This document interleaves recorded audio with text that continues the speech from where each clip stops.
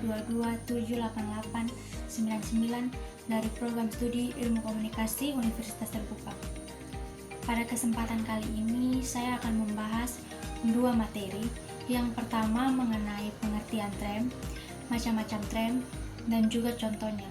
Yang kedua mengenai apa itu sesat pikir atau logical fallacy, contoh bentuk sesat pikir, dan bagaimana cara agar kita terhindar dari logical fallacy. Semoga apa yang saya sampaikan dapat bermanfaat dan mudah dipahami. Baik, yang pertama mengenai tram. Apa sih itu tram?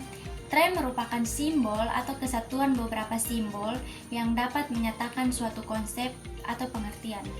Tram sebagai ungkapan konsep atau pengertian, jika terdiri atas satu kata atau satu istilah, maka tram itu dinamakan tram sederhana. Dan jika terdiri atas beberapa kata, maka tram tersebut dinamakan tram kompleks. Kali ini kita akan membahas 3 jenis tram, yaitu tram universal, tram partikular, dan tram tunggal. Yang pertama, tram universal atau tram umum. Tram universal adalah tram yang mewakili seluruh anggota suatu kelompok. Contohnya, semua manusia pasti mati. Kata manusia di sini adalah merupakan tram universal karena mencakup semua manusia. Yang kedua, tram partikular atau tram sebagian. Tram partikular hanya menunjuk sebagian dari satu kelompok. Contohnya, beberapa siswa suka membaca buku. Kata siswa termasuk tram partikular karena hanya berbicara tentang sebagian siswa. Yang ketiga, tram tunggal atau individual. Tram tunggal menunjuk pada satu orang atau satu hal tertentu. Contohnya, Soekarno adalah presiden pertama Indonesia. Kata Soekarno adalah tram tunggal karena hanya menunjuk satu orang. Yang kedua, kita akan membahas mengenai sesat pikir atau logical fallacy.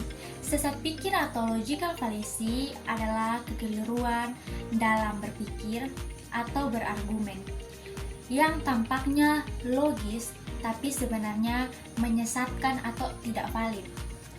Kesalahan ini biasanya terjadi secara sengaja untuk memanipulasi atau tidak sengaja karena kurangnya pemahaman logika. Contoh-contoh bentuk sesat pikir. Yang pertama, ad hominem. Ad hominem merupakan bentuk sesat pikir yang menyerang pribadi lawan, bukan argumennya. Contohnya kalimat, kamu gak bisa dipercaya soal politik, kamu kan masih anak-anak. Bentuk sesat pikir ad hominem ini tidak melihat benar atau salahnya argumen yang diberikan, tetapi bentuk sesat pikir ini langsung menyerang siapa yang berargumen. Yang kedua, strawman.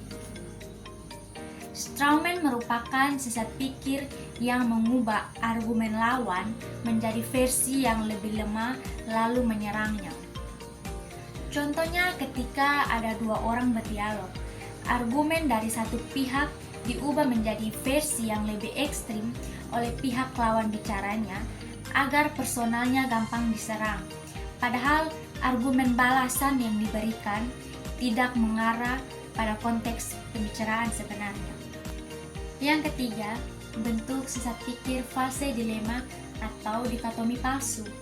Bentuk sesat pikir ini menganggap bahwa hanya ada dua pilihan, padahal masih ada pilihan atau alternatif yang lain. Contohnya, jika seorang mengatakan, kalau kamu tidak mendukung kebijakan ini, berarti kamu tidak cinta negara. Contoh tersebut membuktikan bahwa bentuk sesat pikir false dilema ini memaksa pribadi orang lain untuk memilih antara dua hal, padahal sebenarnya masih banyak pilihan yang lain. Yang keempat, bentuk sesat pikir slippery slope.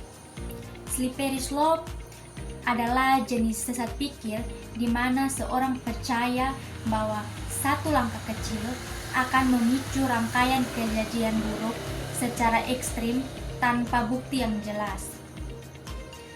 Contohnya, kalau kita izinkan anak bermain game 1 jam sehari, nanti dia akan kecanduan, malas belajar, gagal sekolah, dan masa depannya akan hancur. Secara tidak langsung, bentuk sesat pikir ini langsung mengklaim hal kecil tersebut pasti akan berujung pada kehancuran total tanpa alasan atau bukti yang kuat. Selanjutnya kita akan membahas bagaimana cara agar kita terhindar dari logical fallacy atau sesat pikir. Yang pertama, pahami jenis-jenis sesat pikir. Semakin kita tahu bentuk-bentuk logical fallacy seperti ad hominem, false dilemma, atau sleeper hold, semakin mudah kita mengenalinya dalam percakapan. Yang kedua, fokus pada logika, bukan emosi. Jangan langsung terpancing emosi saat berdebat. Tanyakan, apa ini masuk akal atau tidak? Apa ini membuatmu marah atau tidak? Yang ketiga, cek fakta dan bukti. Sebelum percaya atau menyebarkan argumen, pastikan ada bukti yang kuat, bukan cuma opini atau asumsi. Yang keempat, dengarkan dengan kritis. Dengarkan baik-baik apa yang dikatakan orang lain. Jangan langsung menyimpulkan atau menyerang balik. Yang kelima, terbuka untuk dikoreksi. Kalau ternyata kita salah, itu bukan akhir dunia, justru itu tanda kita berkembang. Baik, sekian dari saya. Pada intinya, berpikir kritis bukan berarti kalian salah menang debat, tetapi jadilah personal yang berani berbicara sesuai dengan kebenaran, masuk akal, dan tidak menyudutkan pandangan dan pendapat lawan bicara. Sampai di sini dulu penyampaian saya mengenai tren dan sesat pikir. Terima kasih buat kalian yang sudah menonton. Audio Jungle.